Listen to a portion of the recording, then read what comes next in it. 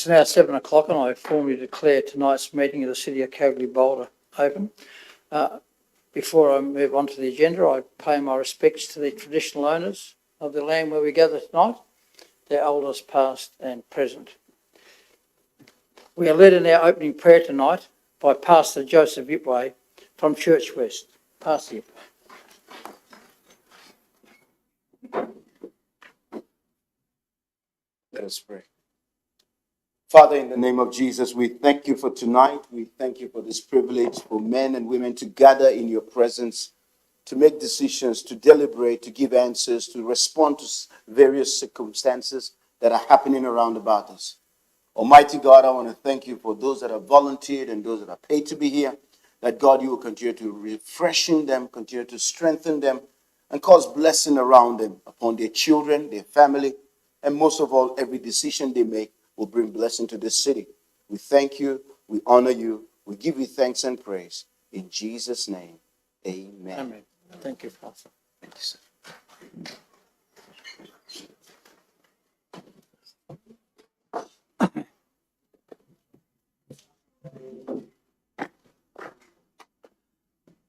The next item on the agenda tonight is the disclaimer reading, which I'll now read. Please note that this meeting is being recorded and streamed live on Council's website in accordance with Council's recording and streaming of Council meetings policy, which can be viewed on Council's website. All reasonable care is taken to maintain your privacy. However, as a visitor in the public gallery, your presence may be recorded. By remaining in the public gallery, it's assumed your consent is given if your image is broadcast. The recommendations contained in this agenda are officers' recommendations only. They should not be acted upon until Council has resolved to adopt those recommendations. The resolutions of Council should be confirmed by perusing the minutes of the Council meeting at which these recommendations were considered. Members of the public should also note that they act at their own risk if they enact any resolution prior to receiving official written notification of Council's decision. The next item, item 4, is record of attendance. We have an apology or a record leave absence previously approved for Councillor Della. Item 5, response to previous public questions taken on notice. And then they're published on page 7 of tonight's agenda. But in relation to that, I'll call forward Tina Williams when we get to the next item on the agenda. And the next item on the agenda is public access and public question time. We have a request by Tina Williams to address tonight's meetings. Mrs. Williams, is she here? No? The answers are in the agenda tonight. We were expecting Mrs. Williams along. Hopefully we can sort her issues out. Continuing on with public access and public question time, Farley Fuchs. Farley, if you just press the right-hand button there on that disc in front of you. Thanks, mate.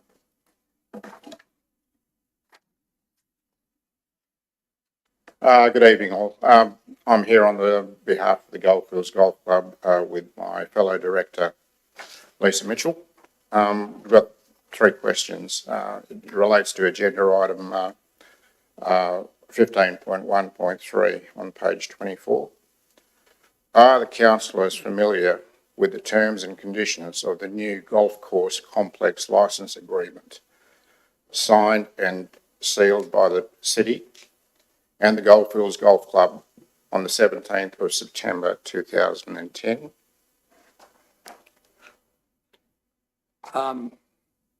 That may be a varying answer, and you've got 12 councillors and you might get 12 different answers to 100 different aspects of those terms and conditions. Clearly, you're drawing attention of those terms and conditions to councillors. Yep. Can I suggest you go on to question 2? Question 2. Are councillors aware the proposed fee increase in tonight's agenda for the foundation component of the Goldfields Golf Club foundation membership is in contravention to the terms and the due process of the licence agreement. I think some councillors would be aware, some councillors wouldn't. Keep going.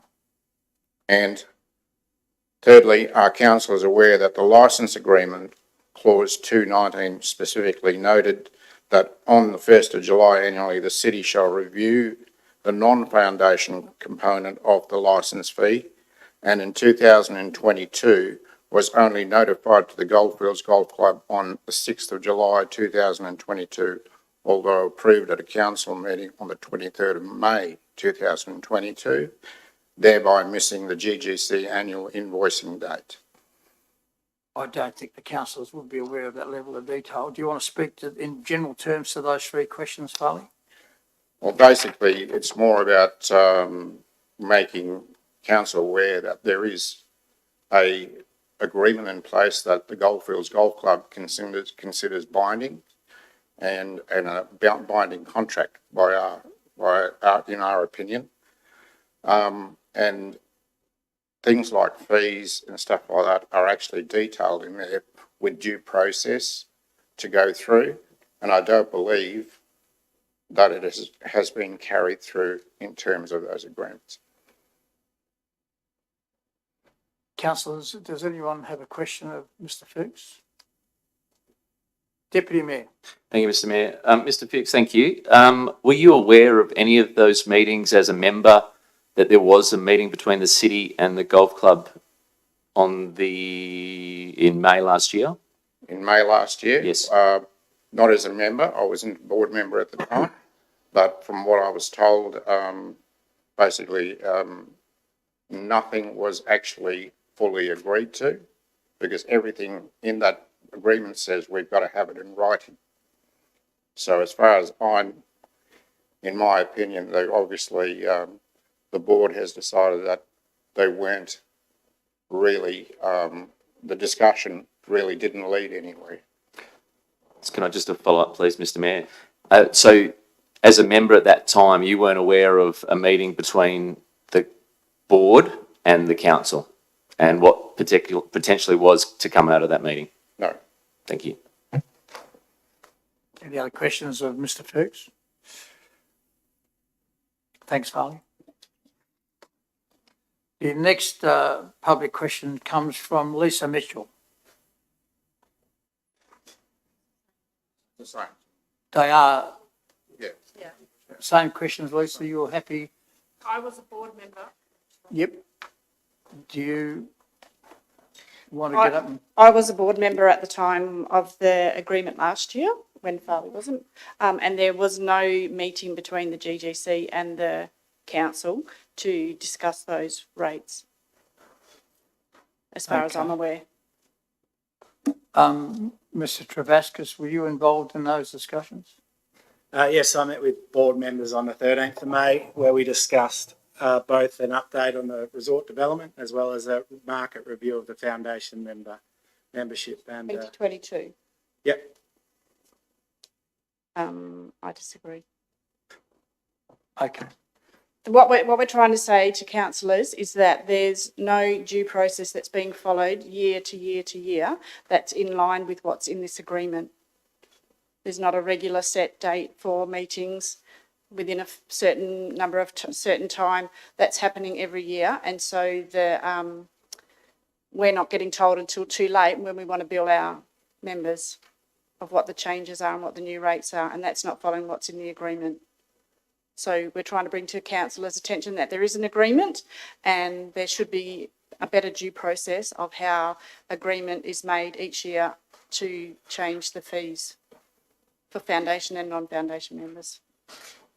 Thank you. Thank you.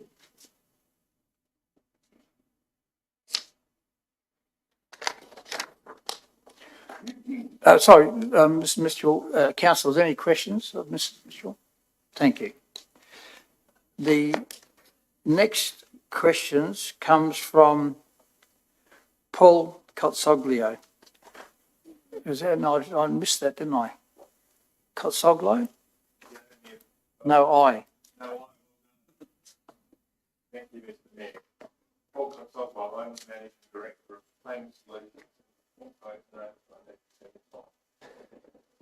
Mr Mayor, my name's Paul Kotsoglu. I'm Managing Director, Planning Solutions Act for Mr and Mrs Caputo on this matter. This is in relation to item 15.2.5, which relates to the lodging house and the development at the site of the lodging house.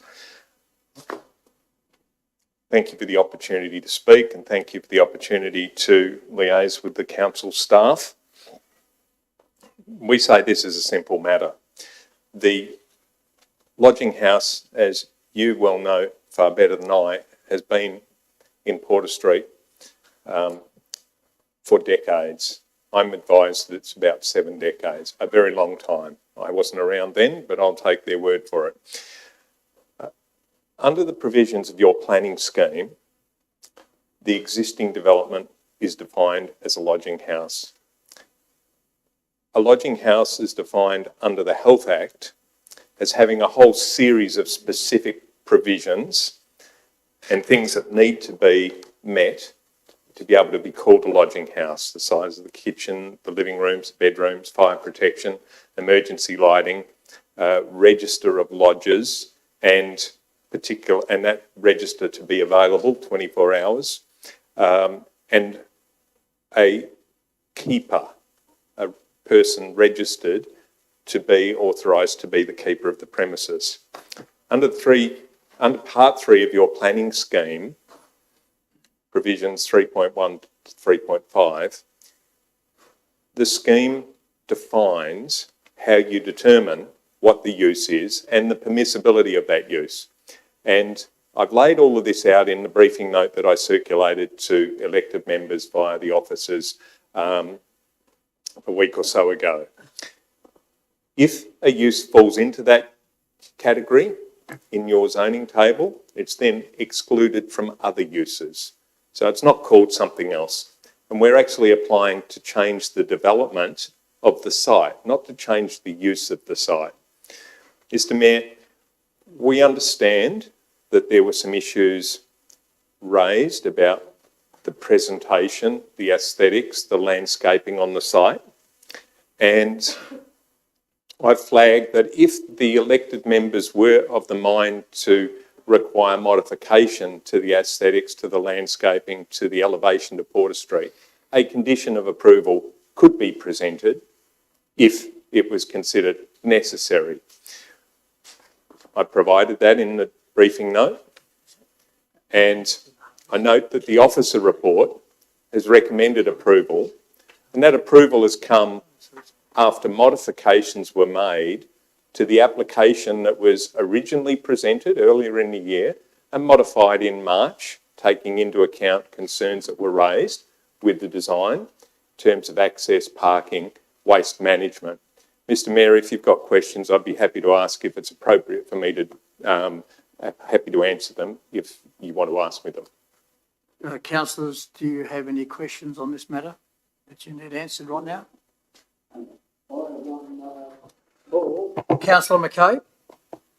Yes, I notice you say in the last 7 decades, accommodation has been on 1 Porter Street, but would it be fair to say that they were known as vaudeville flats, and they were independent flats that housed, couples, families, what have you, and each unit had their own kitchen and facilities. Mr Kotsoglu? They were flats. They were flats, not a lodging house. I'm instructed by my client that that was a lodging house and met the definition of the Health Act for a lodging house.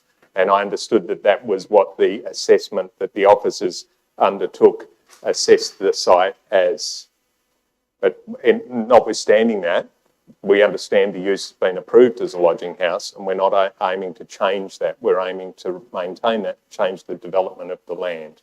So not change the use, but retain that use.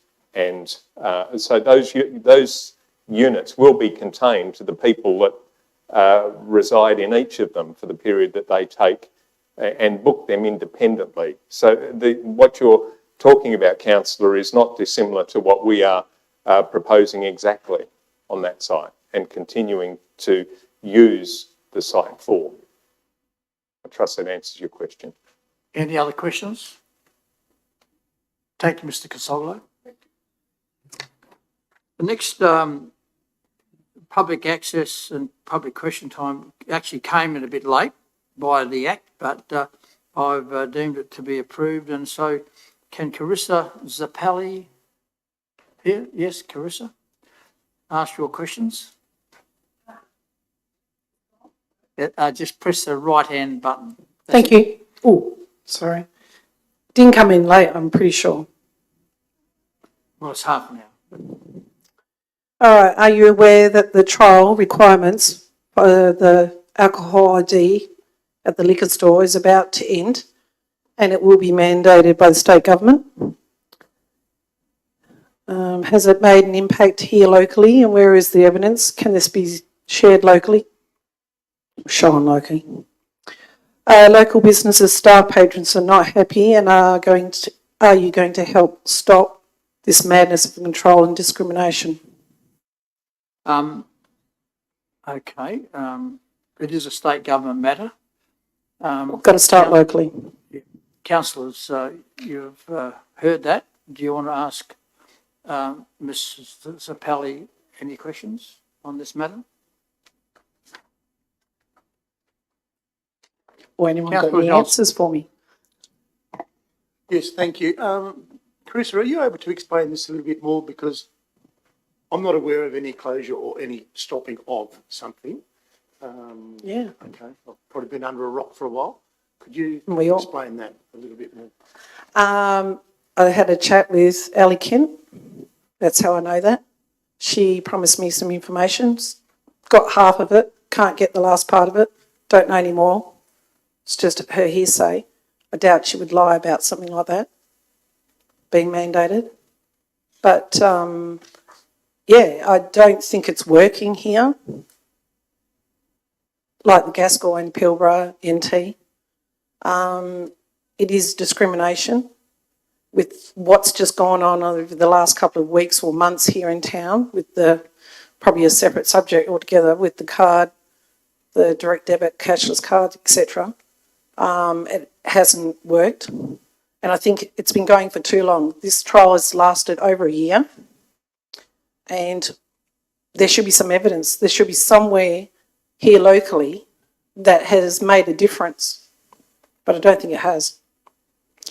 And yet why should we all hand over a photo ID for something that we should all be able to do anyway?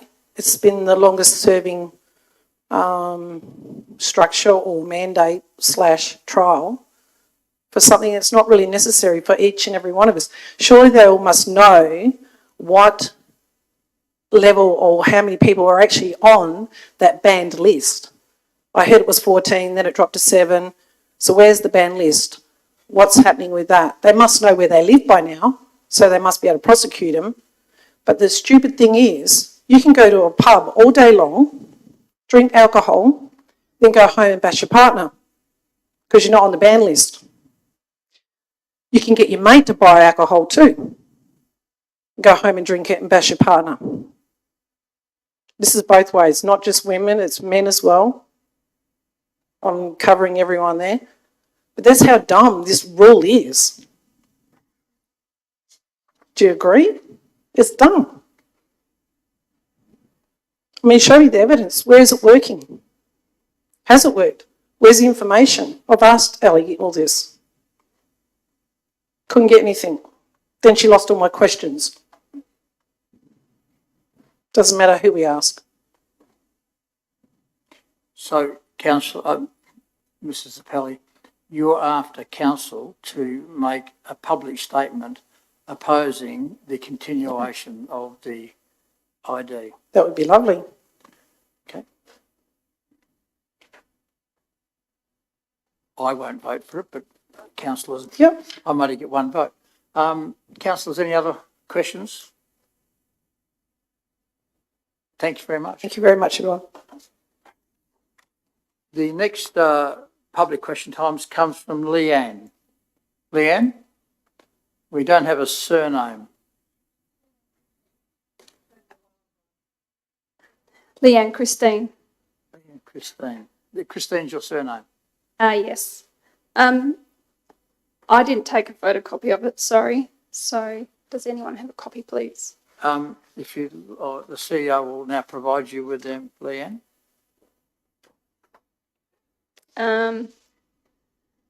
So what actions are the councillors doing to reduce current escalation of antisocial behaviour, which has dramatically increased? Are there steps in place that we can try and reduce the escalation of antisocial behaviour? Maybe the previous questions relate to that in a way. Yeah, in a way, yeah. So that's one thing, we live in a democracy. You may have a totally different perspective on a policy than another person, and we can have that right, can't we? Councillors, any questions on this matter? Councillor Reedy. Yeah, I'd just like to know where you get your information from. That is that from police statistics, or that the antisocial problem has dramatically increased, or is that just your personal perception of the situation, or where do you get your information from? A little bit on the news. That's true and correct from the news. There's social media information, but I have been informed that there were a couple of rapes through antisocial behaviour. So it's just more of what are we trying to contain? How are we trying to contain this behaviour of break and enterings, you name it? I mean, what is in place? That's just a question I'm asking councillors. Leanne, thank you. Any other? Look, I'll say that we are very proud of the fact that we spend a lot of our council ratepayer money with the Safer Street Patrol, and we direct them to go to where areas are known to constantly having problems. Mm-hmm. This council supported the cashless debit card, but that's been removed. What is that? The cashless debit card. Yeah. That was aimed at only 20% of an income. The dole money could be spent in cash on gambling and alcohol. 80% was quarantined for other use.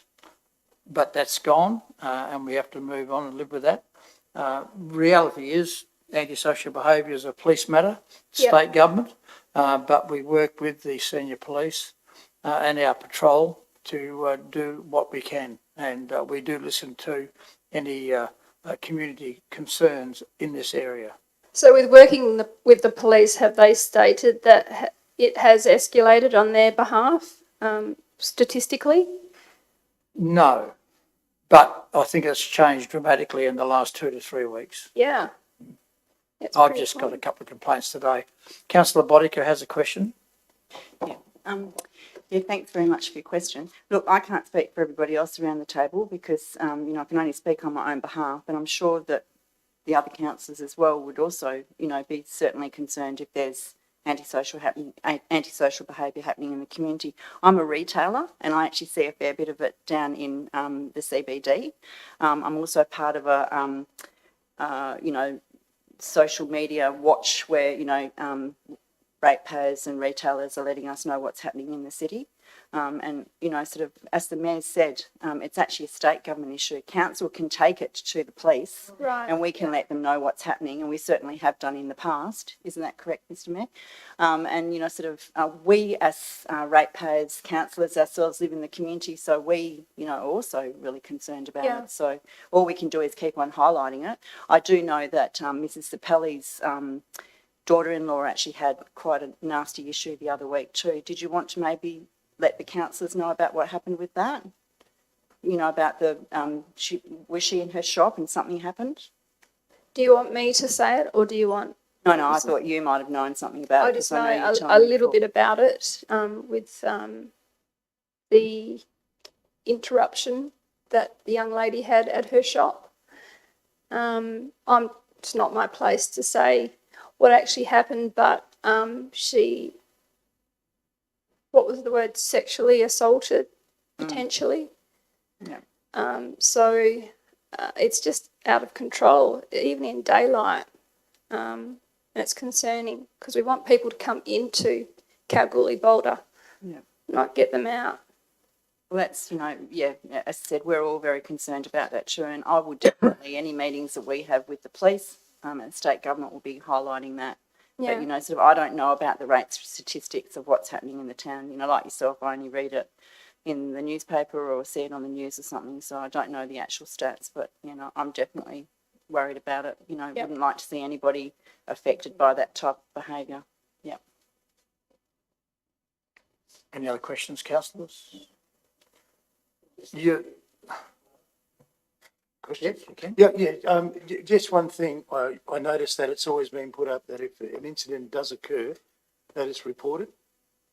And if that's the message that even from tonight and people watching this in the press, if there's an incident, report it to the police, because that's the statistics that they work on and that's the statistics that will come back to us as the council when we have our conversations with the police. Do they come back to you with solutions, or they just give you the statistics and that's it? Again, that would be something that maybe the mayor might be able to answer with that one. But I think if it's reported and get a report number. Okay. So out of this tonight, report, get a report number. And if you feel as if you're banging your head against a brick wall, report it again. Well, I believe that the gentleman that, with the situation at the second-hand store, he's been given 3 warnings. So, just get given warnings is just not good enough. It could be more than just doing what he did the other day. In answer to what Councillor Johnson's raised a good point, we are developing a crime prevention and community safety plan, and that's being developed in working with not just the police but all government departments. Okay. As well as that, we've funded a lot of increased CCT cameras around the city in the last few months. I've noticed. And as I say, there are regular liaisons between us and the police. Do you have I can't remember the terminology, the beat on the street or whatever it's called? I have not seen that. Safer Street Patrol. Councillor Grills. Just to let you know, I've got to echo the fact that we do put a bit into it, and I'm pretty proactive when it comes to that, having been the Crime Prevention and Diversity Officer for Walpole over some years, been a police officer. We put a lot into it. The thing happened, and they look statistically, they break Kalgoorlie-Boulder up into different areas like South Cal and that. So they break the statistics down. When it comes to talking about cashless debit card, Walpole has never, no West Australian or no police force has ever come in and said it worked or it didn't work. They've been sat on the fence with that. They do what they do. However, the other day on Facebook, there was an issue about needles. So I actually put a post on there because the city of Kalgoorlie-Boulder street patrols will actually go and attend to that, which is not our thing really, but they will because of the hazard to that. Yeah. That comes around by the World Health Organisation, who believes that stopping disease amongst intravenous drug users is not to have them share needles. So that's a thing that the health agencies around here do. You can walk in and get a box of clean needles, and that's it. Recently, this weekend, there was a funeral in town of somebody that passed, and that person, there was family involvement, and family involvement does that. There was an influx of people in town. That incident you talked about at the shop in Boulder, that was on Channel 9 News tonight, I believe.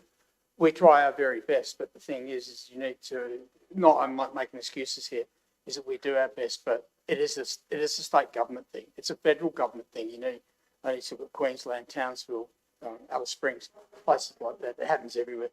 But I can tell you that it is close to our hearts, and we do actually do it because you've asked a question. I'm not really answering a question now. I'm just making sort of like a statement thing. But we feel your pain. I mean, we have family here. We live here. So the whole young point children. of it is we do that. And at every opportunity, I mean, I get onto the member for Kalgoorlie, the member for Mining Pastoral, from all sides. Any politician that's currently serving at the moment to do something better about it, and we're certainly not our own. Just look at Kununurra, Derby, Fitzroy Crossing, Halls Creek, same. But I can assure you one thing though, because I have been pretty active in that, and the CEO has worked towards that as well, is we do the best we can with what we've got, given the resource that we have. It's just that sometimes the tsunami comes in and the resource isn't always there to do everything we'd like to do. But I can assure you, and everybody here would assure you, that we do the best we can. So while we might not be able to wave a magic wand and fix it, we are aware of your concerns. Yeah, I appreciate that. It's not a case of waving the magic wand. It's also being transparent and letting the residents or the ratepayers let them know what's actually happening, what you're doing behind the scenes. And if you've got any suggestions, you can always ring my office. Okay, brilliant. Got Your some- second question. Okay, the ovals, which are watered by the wastewater treatment system, why in the last 6 months has the watering been inconsistent and they're all dying off? It was actually about a 3 or 4 week period, and it wasn't 6 months ago, it was 3 months ago, 2.5 months ago. We've resolved that. We've taken measures to increase our storage and our flow. Ovals have all been watered as normal the last 5 or 6 weeks. Radio, okay. So that to increase the storage, where has the storage been increased? The whole system. You know, we've got a lot of lagoons, storage dams, behind the race course, Piccadilly Street, and out near what we call Swan Lakes. Okay. And So, when we plan to build more dams and more storage tanks. okay, so I'm aware that Linus has a large usage of that type of water. We sell it to them at a handsome profit for the ratepayers. Okay, but then everything else has a domino effect where then things start to suffer because you're selling it at a nice hefty price. That was temporary. It's been overcome. We haven't not watered any bit of grass in the city for the last 5 or 6 weeks. Right. And that is because not having enough capacity. No, we've fixed it. Right. And we'll continue to do so. Have you noticed any ovals that haven't been watered in the last 2 or 3 weeks? I can't comment on that because I have actually been away. Okay. So I can't comment on that. So Your third question. will you be letting the ratepayers know? As you say, you've been away. It's been well advertised, spoken about. I've done media on it. And we'll So where the continue new to do dams so. are going to be built? Behind the racecourse. Okay. All right. And there's obviously approval and permits for that. And a lot of money. Okay. One for the team. And just another question with the 380 odd, don't quote me on the actual figure, person camp on Vivian Street. What is the zone? I think I've questioned that wrong, but basically the single person's quarters that have been built, what is that zoning? And then there's another fenced area between Hopkins and Vivian Street, and I was just wondering what that's zoned for and what is that going to be used for? Yeah, I'm not too sure, Mr. CEO. Can you, or do we need to get back? I'm not sure if the director can answer that one.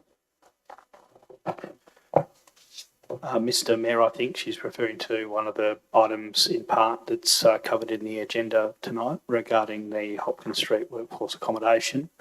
The Vivian Street workforce accommodation, that was zoned light industry, and the use of workforce accommodation has been considered and determined at state administrative tribunal level to be appropriate for the zoning. Okay, so was the question raised regarding that area being built on between that actual house and the Pistol Club to the councillors, and it was opposed for anything to be built between there?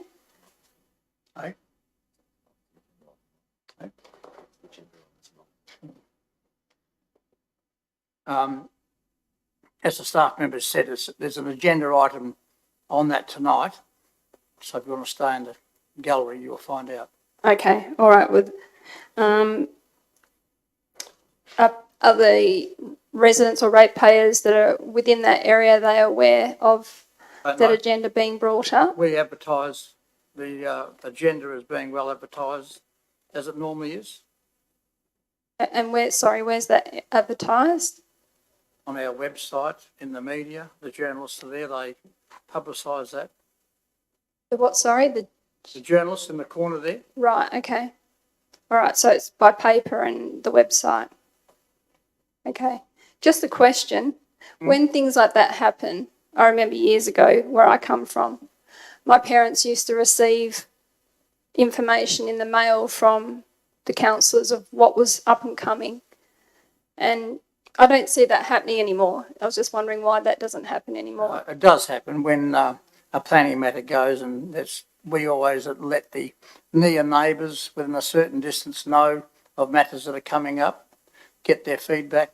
We do that still. Okay. All right. Thanks very much. Thank you. Next item on the agenda tonight is petitions, presentations, deputations. There are none. Notations of interest. Myself, the Mayor Bowler, declares a financial interest in item 1513 for tonight's agenda. That's the Goldfields Golf Club, on page 24, as I'm a foundation member of the city of the Goldfields Golf Club. I'll just, I think Councillor Johnson has a financial interest declared on the same matter, item 1513, Goldfields Golf Club, page 24, as he is also a foundation member of the club. Deputy Mayor Wilson is declaring a financial interest in item 1524, the DAP application, proposed workforce accommodation, accepted a gift from the director of the applicant in August 2022, noted on the council's gift register. Councillor Reedy has declared an impartial interest, item 1513, proposed fees and charges, page 24, husband's a foundation member of the Goldfields Golf Club. And the CEO has declared a financial interest in item 1412 on page 10, the CEO annual review. It relates to the conditions of employment. That's that. The next item is applications for leave. We have one from Councillor Reedy on the Monday 29th of May to Monday the 19th of June, away on leave with her family, and on Monday the 17th of July to Thursday the 20th of July in Perth for medical reasons. Someone like to move that Councillor Reedy's application be approved. Moved by Councillor Bodica, seconded by Councillor Winner. No discussion. I'll put the motion as moved by Councillor Bodica, seconded by Councillor Winner. Are we doing show of hands? Councillor McKay. Passed 12-0. The next item on the agenda is announcements by the Mayor. You should all have a copy of this, councillors. On April 27th, I, by a video link, attended the CEO performance review meeting and thanked Councillor Matthew for chairing the meeting in my absence. And also, can I say thank you to Councillor Bodica and the Deputy Mayor for representing me at the annual Anzac Day Awards services. On May the 1st, attended a council concept forum. On the 2nd of May, a pre-start meeting at the Brookman Street Basketball Stadium. On the 3rd of May, a Sports Star meeting. On the 4th, along with a number of other councillors, we got on the new Ruby tram and went for a trip down to the Arts Centre. Later that day, I chaired a winter warmth, a mayoral blanket appeal, a winter warmth appeal meeting. On the 5th, attended the Kalgoorlie Council meeting of the West Australian School of Mines. And later that evening, the annual graduates dinner at Grads Hall. On the 6th of May, welcome participants in the annual Chasing the Sun tournament at the Goldfields Golf Club. On the 8th, attended a CEO review committee meeting, and later that day, a briefing workshop that night along with all the councillors. On the 9th, signed the purchase of 2 staff units in Oswald Street. On the 13th, attended the first concert of the new John Paul College Theatre, where The Wizard of Oz was performed. On the 15th, welcomed and opened the WA Tourism Conference at the Arts Centre. That evening, attended the welcome cocktail party in the museum forecourt. On the 16th, attended conference sessions and the dinner that night. And then the following morning, the unveiling with the Federal Minister for Tourism of our new Silky Pear sculpture. On the 19th, met with Kennedy Lay of Fly to Health over the shortage of autistic therapists in Kalgoorlie-Boulder. Later that night, coincidentally attended a full circle promotion where they are trying to just get more support from the local community in their efforts to attract more staff. On the 20th, a council strategy workshop, and that night attended the Wasso draft concert at the Arts Centre. I'm a convert. On the 22nd, discussed race round plans with the Bunbury Mayor and the Bunbury CEO, and earlier this evening presided over a citizenship ceremony.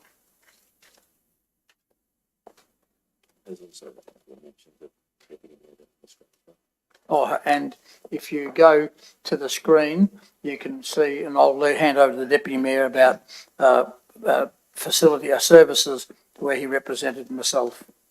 Thank you, Mr. Mayor. The Anzac Dawn service at Kalgoorlie alongside our youth mayor. Later that morning with Councillor Boddicker and Councillor Winner, the Anzac morning service, as you mentioned. Later that day, the opening of the new Jockey and Stewards room at the KBRC with Councillor Matthew and Councillor Boddicker. The 50th anniversary of the Kalgoorlie Nickel Smelter on the 28th of April, and also the Eastern Goldfields Community Centre 35th year anniversary, 30th anniversary. The anniversary of the Eastern Goldfields Community Centre on the 1st of May. Any questions? The next item is item 11, confirmation of minutes. Someone move. Moved Councillor Matthews, seconded Councillor Astle. No discussion. All in favour? Passed 12-0. Item 12 is motions of which previous notice have been given. We have one from Councillor John Matthew. Councillor Matthew.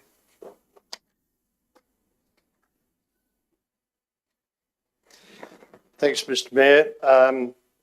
The motion is that Council, 1, request the Mayor and CEO meet with local parliamentary representatives to gain their assistance in working with state and federal departments that have a local presence with the aim of improving the standards of premises which in many cases do not meet the expected standards for a thriving regional centre. 2, request the CEO to develop a community standards policy designed to fulfil the following. A, upgrade as a matter of priority projects identified by Council to demonstrate that Council is taking the lead in improving the standard of local facilities. B, ensures that projects for this purpose are continually identified and undertaken.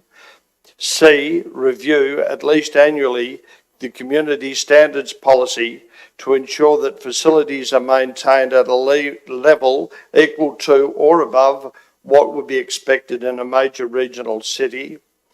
And D, ensures that the city has a mechanism to encourage and enforce where necessary adherence to such standards. And 3, requests the CEO to provide staff with the mechanisms to encourage and enforce planning policies designed to create and maintain landscaping associated with new and/or existing property developments. A seconder for Councillor Matthews. Motion seconded by the Deputy Mayor. Councillor Matthew. It's said that the standard you walk past is the standard you accept. In my opinion, and that of others I speak to, we've been walking past and therefore accepting too many examples of poor standards for too long. Take the external appearance of the Kalgoorlie Health Campus or Australia Post Delivery Centre. The health campus is probably our most important community asset, one from which we rightfully expect the highest standards of cleanliness and health care. And yet, its external appearance is unkept and apparently uncared for. However, this is not about finger pointing or blame gaming, but it is about gaining the support of the owners of all public and private premises to assist us in improving the appearance of our city. The state government controls many of these assets, operated by various departments, and the same goes for federal government. Our message is that we need your help. It does not stop there. We will be doing the same thing for business owners and even owners of residential premises. If we all get together, we can make an improvement to the entire city. Of course, the city of Kalgoorlie-Boulder has its own obligations. In many instances, our main streets, roundabouts and playing fields are generally in great shape, thanks to the efforts of our grounds and maintenance staff. But there are many other ways in which we can show the way, such as the entrance roads to the city. This motion is designed to ensure community standards are raised and the bar is kept as high as it should be for all members of our community. Thank you, Councillor Matthew. Deputy Mayor. Thank you, Mr. Mayor. I share those thoughts of Councillor Matthew and also applaud the way in which this has been brought to Council through our briefing sessions, which Councillor Matthew did present to us in a very basic PowerPoint, but the message of it was quite stark. And I think that what we've got here is the ability to work with the state government, the federal government as well, but also get our own house in order too. It's no point in us throwing stones when potentially those stones can develop from our own backyard. The two exceptions that I can find very quickly in our community that do have some wonderful incorporation into this particular motion, and they've done it already, is the WA Police Station or Kalgoorlie Police Station, and also the DFS Fire Station on Boulder Road. In fact, probably both of the fire stations do it exceptionally well. So this is not an exception to any rule, but that is to say that some parts of the state government do it well, and also do it very consistently as well. However, we also need to look at our own facilities and our own standards as well. As you pointed out, Councillor Matthew, there are several locations within our city. Hammond Park is just the top of that echelon, which looks amazing, just having been there across the course of the weekend, but there is still other bits and pieces around our community that we can still be doing. That's not to the detriment of our staff who are doing an amazing job. That's also to help support them in some other ways in which you've also put into this particular motion. Councillors, I support this motion moving forward. Speaker against the motion, Councillor Grills. Thank you, Mr. Mayor. Not so much against the motion per se with regard to uplifting the outlook of our community, but I think we just heard some members of the public gallery there talk to us about antisocial behaviour and things like that, and we're talking about raising a standard for buildings, gardens and what have you. I have a bit of a different view, not so much of doing that, and I don't take away from Councillor Matthews' notice of the gardens and what have you, and the fact that the Deputy Mayor mentions the police station, and I'm not sure about the fire station, but I do know Shalom House looks after the police station, and apart from pulling up the gugger trees, they do a pretty good job. So I think that what we should do is when we ask for this, and we talked about how it's a state government thing, and we're asking the state government now to help us with the aesthetics of our city, which is a good thing to pursue. I think it should be across the board. I think it should be a standard set across the board. It should measure the standards and equal the standards that we have with regard to our workers' accommodation and things like that, which is also on this evening's tonight. I think it's a broad brush thing. I think it's something that not only just talks about individual and specific things, it's that, because we know that active used to, when I worked at Active, the property maintenance, we used to look after the water, Mount Clarence, which you guys did on the weekend, had a big clean-up. Active used to get paid to do that, and we used to do a pretty good job with it. We don't have that capacity anymore. We've talked about volunteers and people like that.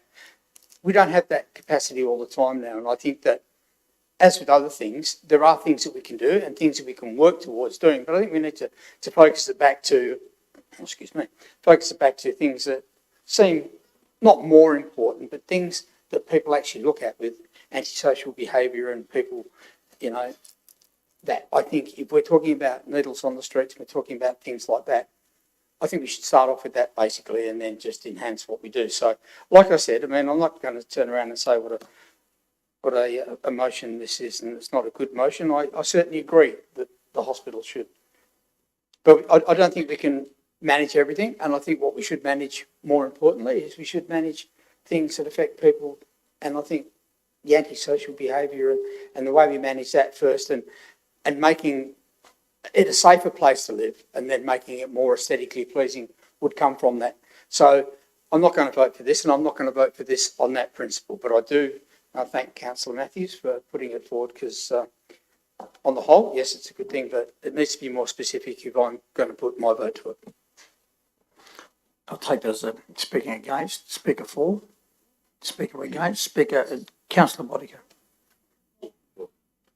I'd like to support this motion, and once again, I'd like to congratulate Councillor Matthews for bringing it forward.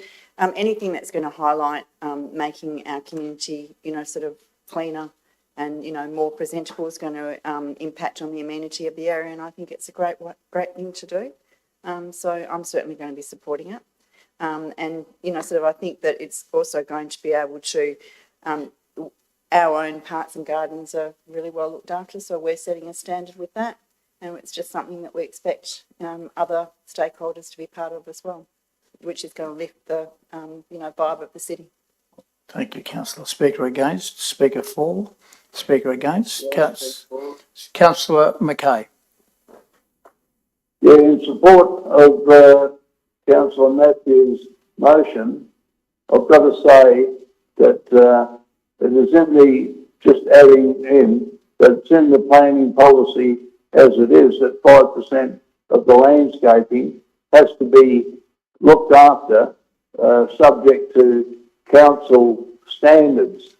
But what I will say, that under the previous administration, going back pre-2015, it was pointed out that it was not being adhered to, but under their guidance, they stated that it would stay in that 5% landscaping, but it would not be policed. So in other words, any wonder it's gone downhill. But I support Councillor Matthews for bringing this forward to bring it to our attention. Thank you, Councillor McKay. Speaker against, speaker for, Councillor Winner.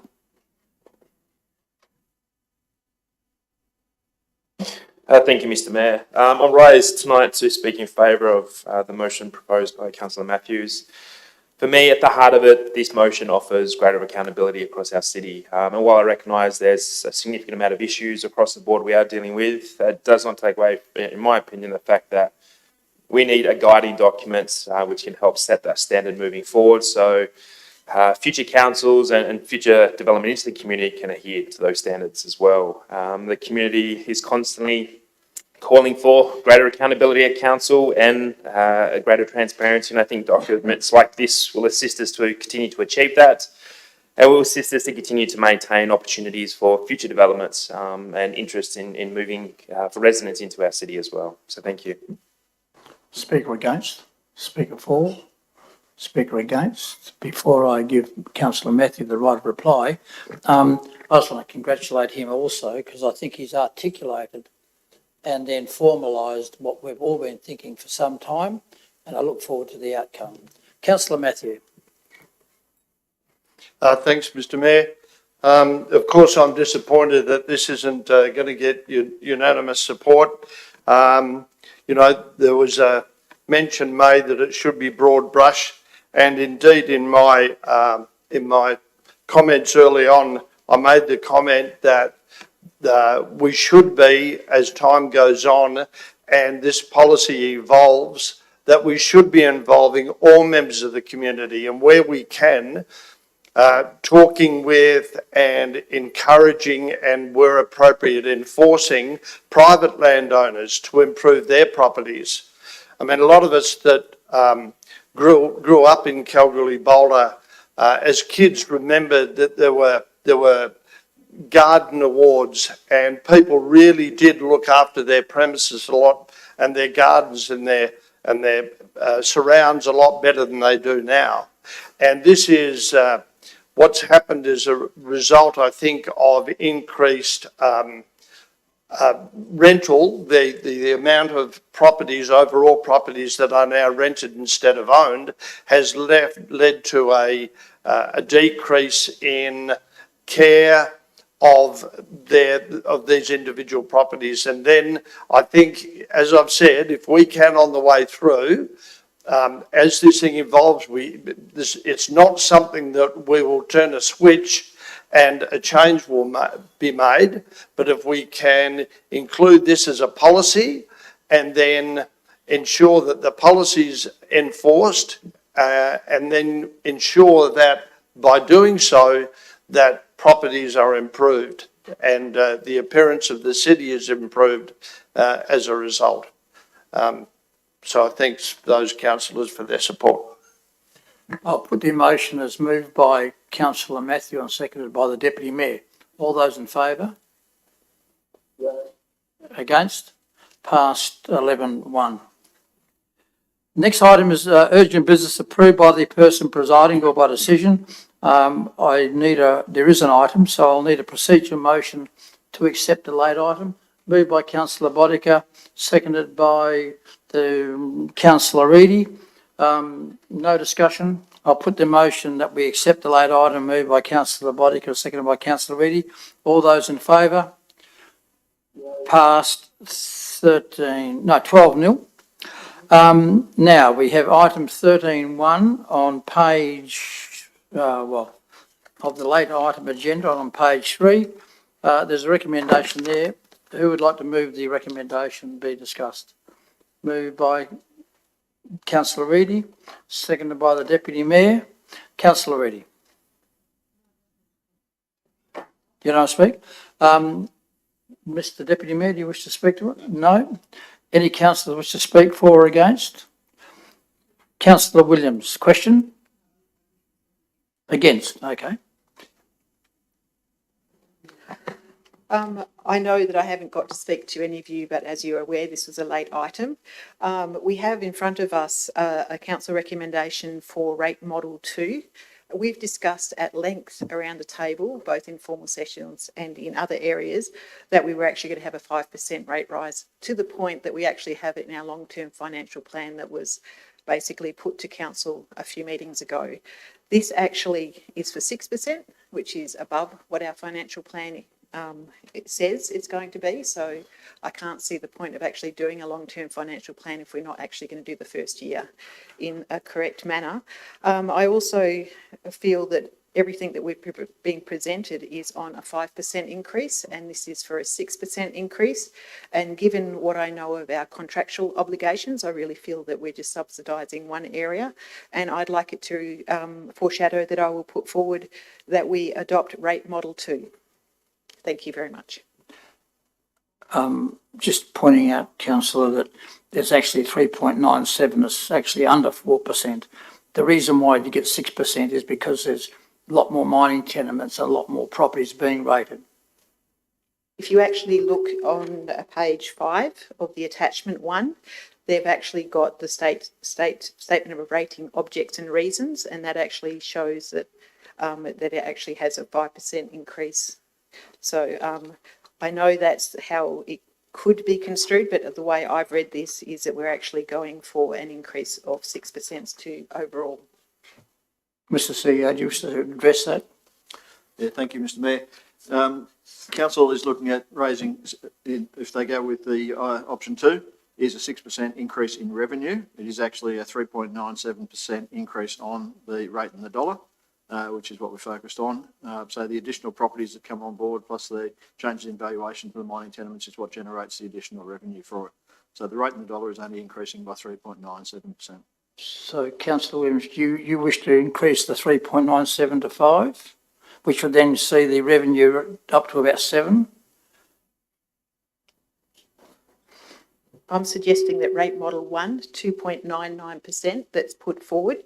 It says endorse, you've got review the two proposed models in the first item of the recommendation, and in the second one you've got endorse rate models 2, and I'm saying that I would foreshadowing a motion for rates model 1. Okay. Speaker for the motion, Deputy Mayor. Point of clarification. Thank you, Mr Mayor. Just a point of clarification to the CEO, is the rate model 2 3.97% increase, is that being suggested based on if council support a rate rise up to 3.97%, it's easier to communicate with the minister and with the department on that, as opposed to being 2.99%, which would push back the budgeting process? Mr Travascus. Yeah, so it's been prepared on the basis of an overall 6% increase. So I'd just like to clarify, in the report, it does mention that the long-term financial plan was based on a 5%, which is incorrect. It was presented as a 6%, and that's in the long-term financial plan. It is a 6% increase for the upcoming financial year. And that was based on, as discussed, and it's in the long-term plan, estimate on the inflation plus 1% for the overall, and it's an overall increase. So the basis of the 3.97% wasn't considered. It was considered an overall increase on the rate yield. So that 6% figure was taken into account. Thank you. Deputy Mayor. Sorry, just for further clarification purposes, it's a lot easier in the process to go higher and come back than what it is to go lower and go higher. Is that what I'm led to believe? Yes, that's correct. Thank you. Speaker for, speaker against. Speaker for, mover has the right to reply. Councillor Reddy. Yeah, thank you, Mr Mayor. Whilst rates will always remain a contentious issue amongst the community and those who have to pay rates, they are a necessary part of how we create revenue to deliver on all the promises that are made by us as a city to the community. And without that revenue, something has to be cut back. So this is, whilst we'd all like it to be nothing of an increase, ideally, it's unfortunately necessary, especially as we know now times the cost of living and the price increase of things, even to the point where purchasing things to build something new has gone through the roof. So we have to take all these things into consideration. And I think in this instance, it's actually quite a frugal estimation, and the best that we can do for our community so that we can deliver on all those projects that we all want to enjoy together.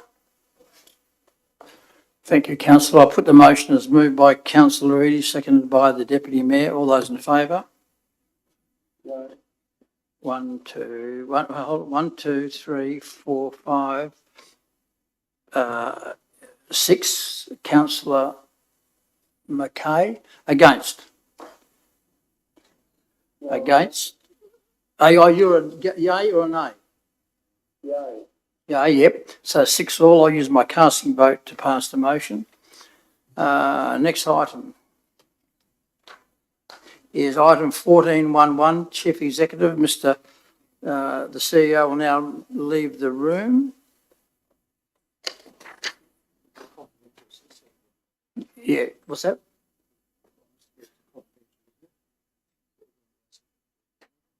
No, it's in the agenda.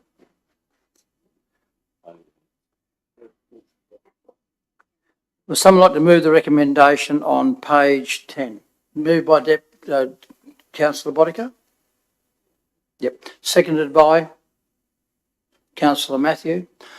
Councillor Boddicker? Councillor Matthew? Speaker for, speaker against. Councillor Boddicker, do you wish to speak? No. I'll put the motion.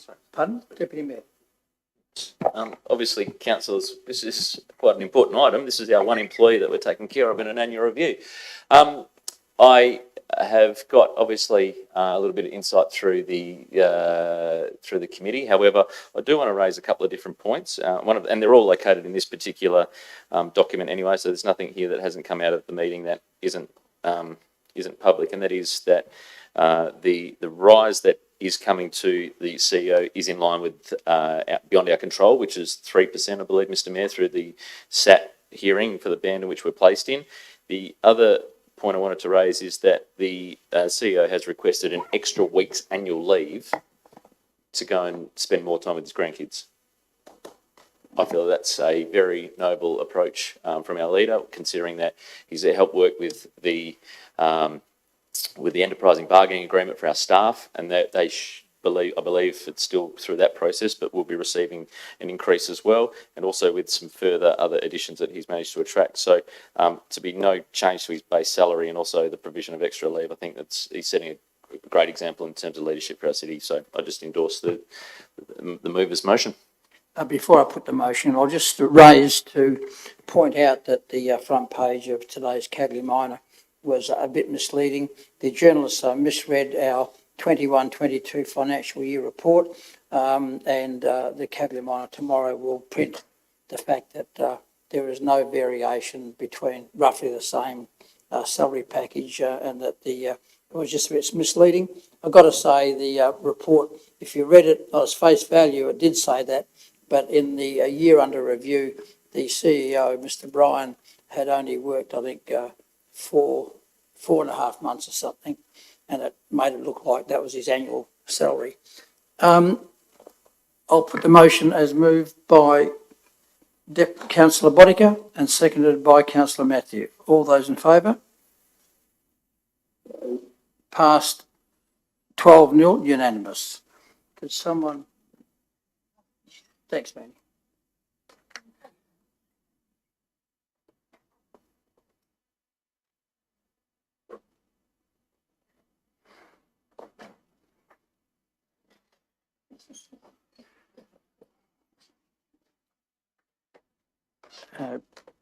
Pleased to announce it was passed unanimous.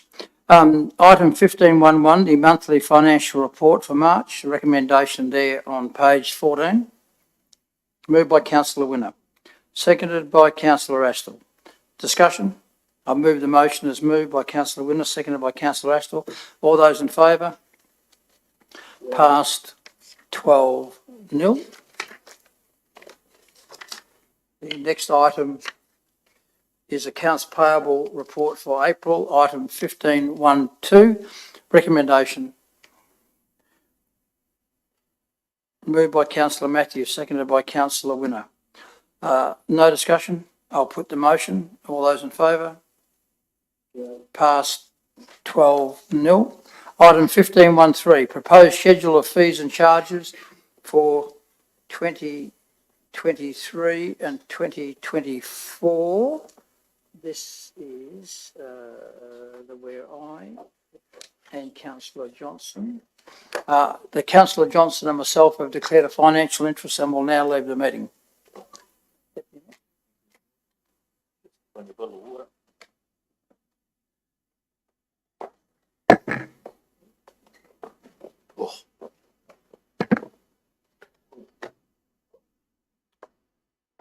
The Mayor and Councillor Johnson leaving the meeting. Councillor's recommendation is listed for you on page 24. Mover of the recommendation, Councillor Matthew. Seconder to the recommendation. Point of clarification, Councillor Williams. Just on budget. Can I take a seconder first before I get that? Is that okay? Thank you. A seconder, Councillor Reedy. Councillor Williams. Just a question on the budget implications. It says there the 5% increase has been applied to schedule of fees and charges for 24 in accordance with our city's long-term financial plan. Is that incorrect as well? Is that also 6%? Mr. CEO. Director of Finance Governance. No, that's correct. Good. Speaker, the mover, point of clarification, councillor Reedy. I just want to ask in regards to the questions asked by Mr. Fuchs. Could we have some explanation on that, please? Sure. Mr. CEO, any further details? We'll hand it over back to the director, Mr. Travaskis, in regards to the questions that were presented tonight by members of the public. Yes, so question 2 was with regards to the foundation membership and the terms of the licence. So part of that agreement that the city entered into over 12 years ago was there would be a market review. So it was clear the intent of that agreement was the foundation members wouldn't have a discount for the life of that agreement, and that at some stage what they paid would reflect market value as a member. So discussions, I met with golf club representatives in May 2022, one to discuss the update on the resort, as well as to discuss an approach to moving to the market review. At that meeting, it was agreed that it was 1 month's notice leading up to the 22-23 year would be too short a notice for a lot of the members to adjust to that increase.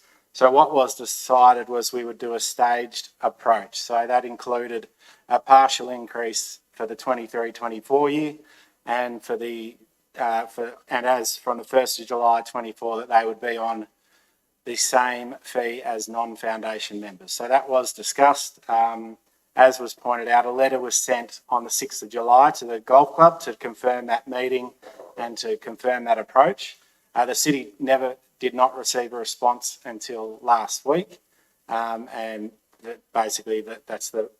those in that response was these questions that are concerns around due process. So the city's point of view, I think we've done everything we can to honour the terms of that agreement. We've deferred the market review by 2 years as well. So, and certainly that what is proposed in the fees and charges, I think is a fair and reasonable price, both for the foundation and non-foundation members. So the third question was in respect to the non-foundation fees for 22-23. So as has been pretty standard, that's been increased by CPI, the annual CPI, March to March. The golf club calculated that on the quarterly March increase in 22 rather than the annual increase. So they applied a 2.1% increase rather than a 7.6 increase. So in June, we were notified that incorrectly applied that increase compared to what council had approved. We notified them straight away, and then again that was confirmed by a formal letter on the 6th of July what the correct calculation should have been. Just a question of clarification, Mr. CEO. In regards to the report today, the city will give local public notice of the intention to impose the fees and charges from July 1, 2023. Does that still mean that more questions can be considered, or would there be more feedback considered in relation to the fees and charges?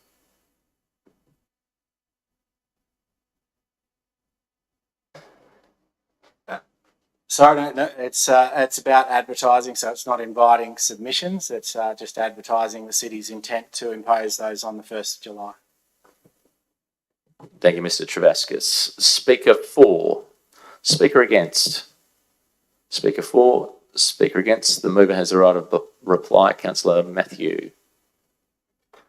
Thanks, Mr. Deputy Mayor. As Councillor Reedy pointed out earlier on, we're in an inflationary period, and the city is far from immune from those additional and ongoing and increasing cost pressures, and therefore we have no option if we're going to deliver the same level of service, but to increase the cost of those services. Thank you, Councillor Matthew. Councillors, those in support of the motion raised by Councillor Matthew and seconded by Councillor Reedy, please cast your vote. Carried 10-0. I now invite the Mayor and Councillor Johnson to rejoin the meeting.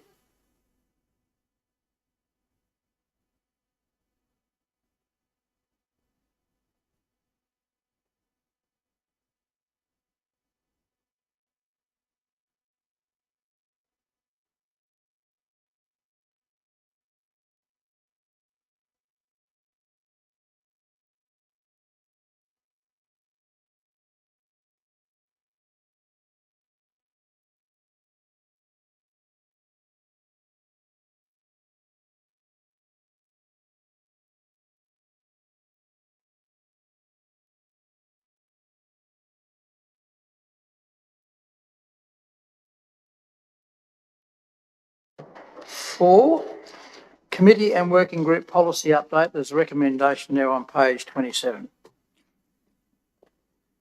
Someone like to move that recommendation? Moved Deputy Mayor, seconded Councillor Winner. Deputy Mayor, don't need to speak. Discussion. I'll put the motion as moved by the Deputy Mayor, seconded by Councillor Winner. Yea, Councillor McKay. Passed 12-0. Item 15.2.1, land acquisition and disposal policy. There's a recommendation there on page 29. Moved by Councillor Winner, seconded by Councillor Williams. Discussion. Councillor Winner. Thank you, Mr. Mayor. I am rising to move this motion tonight, given the importance the city has around a number of developments, particularly in accommodation, and the city's ability to dispose of land and acquire land to assist in this space, as well as other future developments. This policy is critical to ensure that we have the guidelines in place to allow the city to continue to work through opportunities and also communicate that effectively with our community. Thank you. Councillor Williams. I'd like to echo Councillor Winner's comments. I think it'll prove to be transparent to our community, and I look forward to its implementation, and I'd like to thank staff for putting it forward. Speaker against the motion? Speaker for? Speaker against? I'll put the motion as moved by Councillor Winner, seconded by Councillor Williams. All in favour? Passed 12-0. Item 15.2.2, proposed land use as resource recovery centre in the rural zone, lot 504, Anzac Drive, Broadwood. Recommendation there on page 33.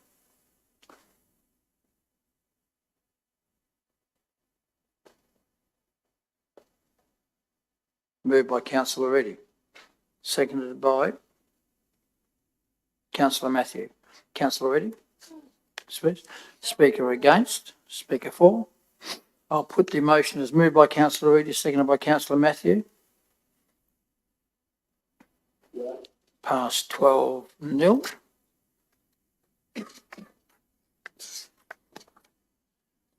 Item 15.2.3, Heritage Fund applications.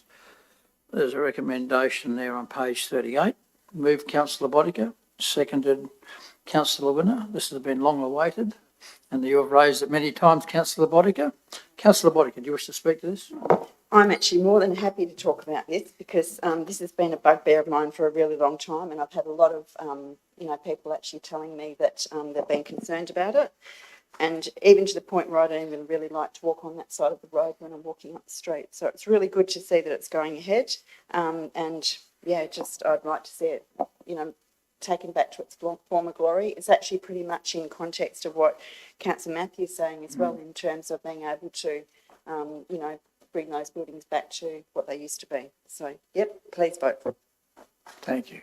Councillor Winner. Thank you, Mr. Mayor. I would like to echo the sentiments that Councillor Boddicker has put forward in regards to this particular property. There has been concerns and a number of complaints raised with councillors for a while now. But I'd also like to stress that it's fantastic that the city does have the local heritage fund available and encourage other residents and owners of buildings, particularly in our two CBDs, to also access that funds and find ways to work with the city to restore some of these beautiful buildings back to that state where they're safe as well as they're attractive for visitors coming to our city. Thank you. Speaker against the motion, Speaker for. Councillor Astle. Thank you, Mr. Mayor. Yes, I rise to speak for this motion and congratulate everyone that has been involved in this. I believe that it is not just a matter of restoring our heritage and aesthetics, but it's first and foremost arguably about safety and community safety. So congratulations to everyone involved, and it's really great to see. Speaker against. Speaker for the motion. Speaker against. The mover has the right of reply. Yep. In my right of reply, tourists come to the city in many terms to come and have a look at our magnificent heritage buildings and to experience the city. And, it's been a real shame to see that building fall into the disrepair that it has over quite a long, extended period of time. But it's excellent that we can actually move ahead now and that we're going to have some work done on it. And it's going to, improve that whole amenity. So, yep, please vote for it. I'll put the motion as moved by Councillor Bodica, seconded by Councillor Winner. All those in favour? Passed 12-0. Item 15.24, DAP planning application 2000 P 00523, proposed workforce accommodation, lot 387, Hopkins Street, South Boulder. Recommendation there on page 42. Someone like to move the recommendation? Moved by Councillor Reedy. Seconded by Councillor Matthew. Councillor Reedy, you wish to speak to this?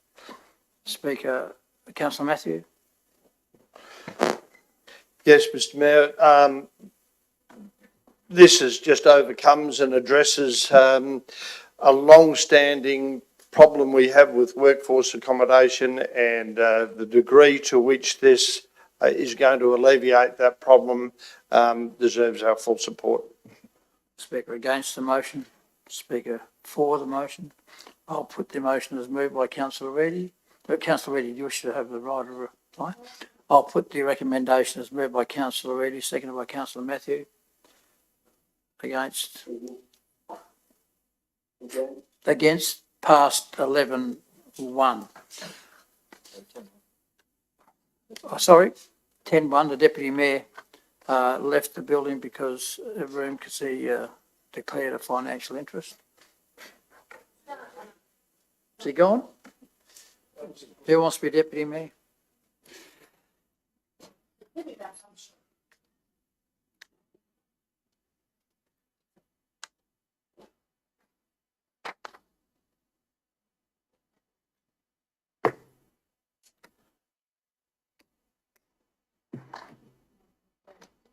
Hey? Yeah.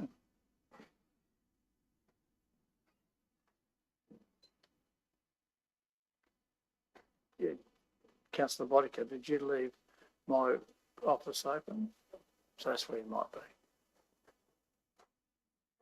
Francis, could you just check to see? Hey?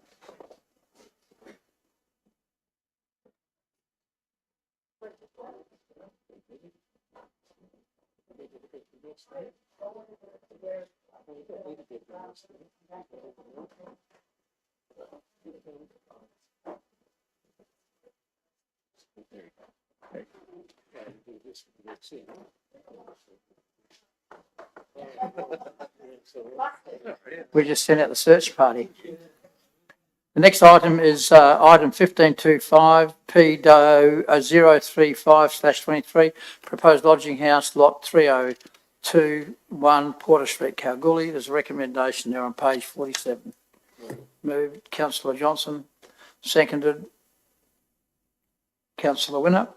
Councillor Johnson, Councillor Winner. Speaker for, Councillor Winner. Thank you, Mr. Mayor. We've heard from the applicant today in regards to this. This isn't the first time this item has come to the table. And since the last time it was at the table, the applicant has gone back and made a number of changes to the design. This application has also gone through JDAP, which has also made a number of recommendations. I can see they've also been complied with. So for me, I'm very satisfied that the applicant has gone through and complied with all requirements that's been put out by the city as well as other parties.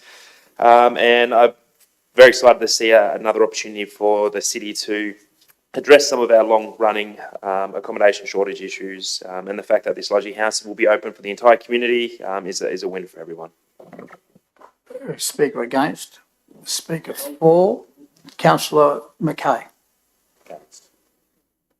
Yeah, and speaking against this, as I've raised before, which has happened previously in Richardson Street, and we've seen the way that's turned out. In regards to Richardson Street, they never had any objections to the proposal, but in this case, there's neighbours objecting, and I'm fully supportive of it, because in the future, this is going to become just a single man's camp. Not at the moment, it'll be workforce accommodation. And as far as saying it's going to alleviate accommodation in town, today with Rewa, there was 300 houses for sale. So you can't say there's no accommodation available. And I'd also like to point out that the Donga camp that was built on Wilson Street, Carnegie Lodge, has been advertising extensively on my ad, to rent their camp out from August, because obviously someone got in earlier, but now they've got nothing proposed in the future. And the same will happen here. Once the heat goes out of the market, this will just become another camp for the battlers around town, and I pity help the neighbours. And like I've said to councillors before, how would you like this to be built next to your house? Because this is, if we approve this, how are we going to stop these developments popping up all over town? And what does it say to the developers in town who are building good brick and tin? What's it say to them? You know, when these are coming in, just going for the easy quid. Now, I'm well against this proposal, and I hope other councillors don't support it as well. Thank you, Councillor Mackay. Speaker for. Speaker against. Councillor Williams, you want to speak against? Yes, I'd like to speak against this proposal. It is workforce accommodation, and I'm not sure how we can dress it up as a lodging house. It looks like workforce accommodation. It's going to act like workforce accommodation, and I'm not sure why we're actually dismissing 5 parking bays in that particular street, given that I know that the Rangers have been down there for the last 3 days, actually giving tickets, trying to control the parking, because people are parking on the verge and parking in dangerous places. So I'm unsure why we're actually dropping down 5 parking bays for this development. I know that the report actually says that you know, they're going to bust or take taxis, but if it's a lodging house, you couldn't make that with any clear assertion. But if it's workforce accommodation, yes, you could. So I really feel that this is actually workforce accommodation dressed up for the longer term, and I don't think it's going to actually be a good thing long term, and I ask that fellow council members vote against this proposal. Speaker for the motion. Speaker against. Speaker for. Before I give the mover the right of reply, just a couple of things. Councillor Mackay mentioned the 300 houses for sale. I'd suggest over 200 of them would be occupied. A lot of them are rentals with long-term leases. The other thing is raised by Councillor Williams regarding parking. This facility will use that parking at night, and it'll be much used parking then during the day by staff and visitors to the rehabilitation services just along in Porter Street. So it's a good fit as far as parking goes. The mover has a right of reply. Yeah, thank you, Mr. Mayor. I've moved this because it's been there quite a long time. That lodging house has been up in that block for that long. It hasn't, well, as long as I can remember. It was around when I was a young kid in Kalgoorlie-Boulder. That's the first thing. So it's like for like, we're actually improving what we see there aesthetically in the neighbourhood is improved. I think it's been to DAP. DAP's put in things that need to be done. They've all been done. I think if there are violations of parking down there, they will be pinged. Our rangers will do that. I don't really see that there's any issue in that area. I support this. I've been one against workforce accommodation. It's pre-existing already. I just see it's an improvement. Hope you support it. I'll put the motion as moved by councillor Johnson, seconded by councillor Winner. All those in favour? Against? Carried 9-3. Item 15.3.1, Road Reserve Closures, KCGM, Fimiston South Project. There's a recommendation there. Sorry, Mr Mayor, this one has been withdrawn. This has been withdrawn. Yes, it has. Item is withdrawn. Item 15.3.2, Recycled Water Monthly Report to Council. Just a note this report. Any discussion? Someone move that the report be received. It's moved the Deputy Mayor, seconded by Councillor Johnson. Discussion? No. I'll put the motion as moved by the Deputy Mayor, seconded by Councillor Johnson. All those in favour? Passed 12-0. Item 15.3.3, speed limit changes on various significant local roads. The recommendation there on page 76. Moved by Councillor Reedy, seconded by Councillor Winner. Discussion? Councillor Winner. Thank you, Mr Mayor. I'm rising in support of this motion tonight because anything we can do to be assisting with community safety is absolutely critical and we should be doing it. And I would implore all my fellow councillors to vote in support of this. These particular roads as identified and the measures that are proposed to put into place will definitely go towards ensuring that they are safer roads and that they're safer roads for our community moving forward. So again, I'd implore all councillors to please support this motion moving forward. Thank you. For Speaker, Deputy Mayor. Thank you, Mr Mayor. Rise to speak for it. In particular, obviously, the Maritana to Goldfields Highway section of Piccadilly Street contains our hospital, which is a pinch point during daylight hours. So potentially, further to this, I can, without changing the recommendation tonight, probably flag some parking arrangements that need to be looked at that particular point. But having a much aligned speed zone through that area is very welcome, not just by me, but also to those groups I've spoken to about it as well. Speaker against? Speaker for? Councillor Grills. Yeah, thank you, Mr Mayor. Anything to do with road safety has to be a good thing. I mean, it's just this week recently gone. It was Goldfields out there for Road Safety Week, and I think this is a good thing. The thing that one thing that we look at, and one thing I know that comes to my attention specifically is, most people would know that if it's not posted with a speeding sign, it's 50 kilometres now. Other streets are. I mean, I know streets here which main roads run, Lionel Street, where it's pretty hard to see a speed sign until we get down to the schools.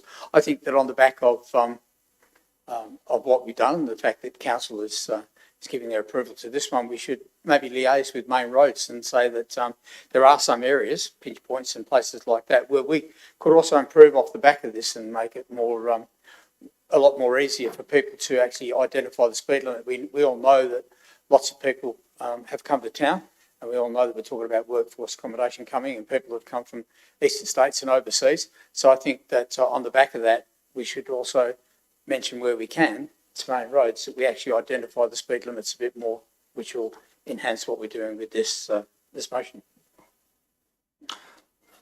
Speaker against? Speaker for? Speaker against. Before the mover has a right to reply, I think the Deputy Mayor's raised a good point. I think the staff should note what he said, that we really do need to revisit parking in front of the hospital. We could do a far better job. Clearly it's something for a year or so forward, but we should be planning increased parking in that area because it's always at a premium. Speaker against? The mover has the right to reply. I'm just going to reply because I have the right.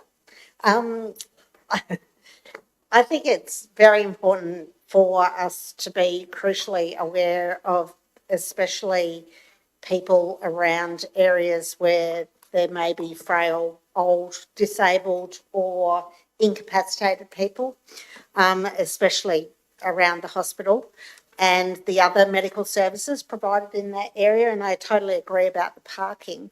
As someone that couldn't see for 6 months, there are some crazy drivers in this town, and I'm pleased to see any reduction in the speed that they are doing is great. So thank you to the officers and the recommendation put forward. I move the motion as moved by councillor Reedy, seconded by councillor Winner. All those in favour? Passed 12-0.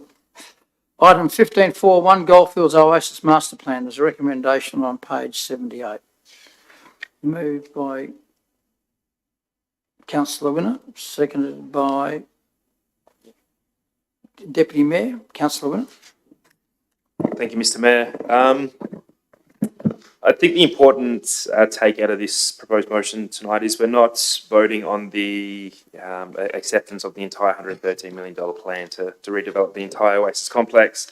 What we are considering tonight is simply the adoption of stage 2, which does include the election promise from our local member in regards to a new outdoor swimming pool. Along with that, it's also the renewal of the existing assets and the infrastructure. I think it's very obvious that the Oasis is reaching that point where we do need to start looking at ways to upgrade and improve. And this proposed motion tonight addresses that directly, both in next year's financial budget as well as into our long-term financial planning. So I'd encourage all our elected members around the table to vote in support of this tonight. Speaker against? Oh, sorry, seconder? Yeah.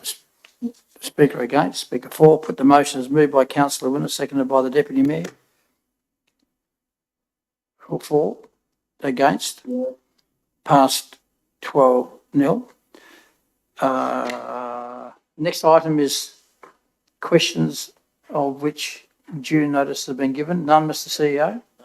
We do have a confidential item, but I just want to say, before we go into confidential mode, that tonight is the last meeting, OCM by Director David Travascus. David, you've been a wonderful staff member that I've worked with you, not just as the director, but also as acting CEO on several occasions. And I know you and your wife will leave a lot behind here in Kalgoorlie, a lot of friendships, and therefore maybe one day we'll welcome you back to one more position higher. But we wish you all the best and thank you on behalf of the ratepayers of Kalgoorlie-Boulder for what you've done. Well done.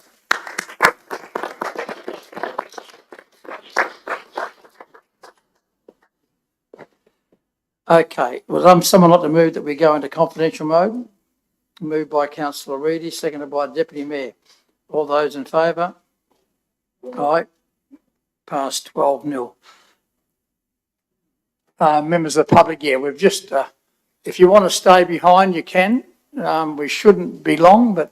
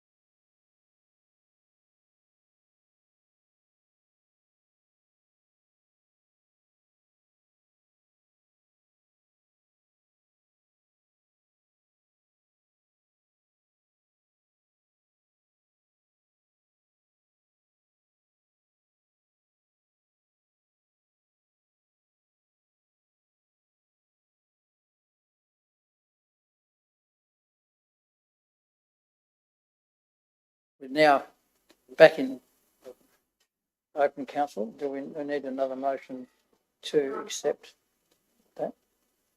No, I speak now. While we were in confidential mode, the following officer recommendation was carried 12-0. The council authorised the CEO to negotiate and enter into a host venue agreement, including sponsorship cash and in kind, with the Professional Golfers Association of Australia, the PGA, to host the WA Golfers PGA Championship at the Kalgoorlie Golf Course annually from 2024 to 2026. That was passed 12-0. That just leaves the date of the next meeting, which is the 26th of June 2023, and I'll now formally close the meeting and thank you for your attendance.